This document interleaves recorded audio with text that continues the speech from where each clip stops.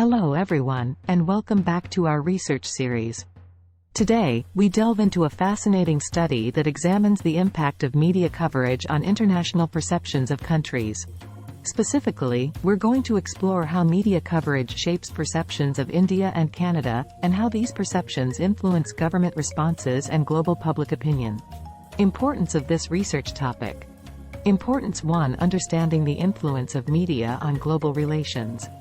This research topic is crucial as it unravels the profound influence of media on international perceptions, ultimately affecting government responses and public opinion worldwide.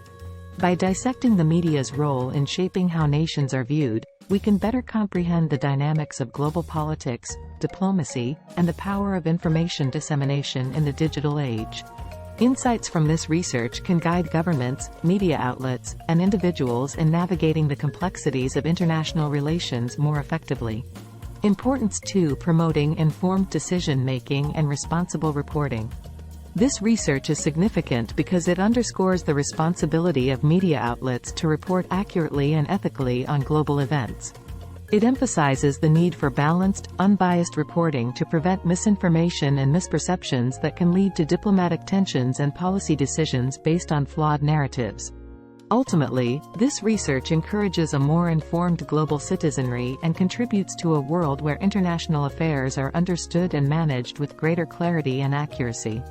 In an age of instantaneous information dissemination, media plays a pivotal role in framing our understanding of global events. But what's the importance of this research topic, you ask? Well, let's break down the components of Chapter 1, the Introduction. Chapter 1, Introduction. Chapter 1, the Introduction, typically includes a concise overview of the research problem, its significance, research questions, objectives, rationale for the study, and often, a brief outline of the research methodology to provide readers with a clear understanding of the research's context and purpose. Research problem. Our research problem here is understanding how media coverage affects international perceptions. For instance, we might ask, how does the media portrayal of the India-China border dispute impact global perceptions of India's foreign policy? Research significance. The significance lies in the potential to shed light on the subtle yet influential role of media in shaping international relations. For example, inaccurate or biased reporting can lead to misunderstandings and tensions between countries. Research questions. Here are 3 research questions that guide our study.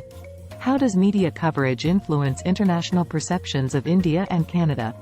To what extent do these perceptions impact government responses? How does media framing affect global public opinion? Research objectives. Our research objectives include analyzing the media discourse surrounding India and Canada in international news, investigating the correlations between media coverage, government actions, and public sentiment, identifying the underlying factors contributing to media biases. Research rationale. Consider this example during the COVID-19 pandemic. Media reports on India's vaccine diplomacy significantly impacted India's global image, affecting international aid and diplomatic relations. Chapter 2, Literature Review. Chapter 2, the Literature Review, encompasses an in-depth examination of existing scholarly literature and research related to the topic of study. It presents a synthesis of key theories, models, and empirical studies, highlighting the gaps in current knowledge and providing the theoretical foundation for the research. Subtopics for literature review. Media influence on international perception. Studies show that media portrayal can shape perceptions. For instance, the portrayal of Canada as a peaceful nation influences its international image. Framing theory and media discourse. Framing theory explains how media frames issues. For instance, the framing of India's economic growth can impact its global standing. Government response to media-generated perceptions. Governments often react to media-generated perceptions. Take the example of Canada's response to media coverage of Indigenous rights issues. Public opinion and media narratives. Public opinion can sway government policies. Media narratives surrounding India's democracy influence global public support. Theories and models. As part of the literature review, we'll also explore theories and models like the agenda setting theory, which explains how media sets the public agenda. and we'll identify gaps in the existing literature, such as the lack of research on the role of social media in shaping perceptions. Literature gap. The literature gap in Chapter 2 identifies areas where existing research falls short in addressing critical aspects of the research topic. For instance, while many studies explore the impact of media on international perceptions, there may be a dearth of research examining the role of social media platforms specifically in shaping these perceptions.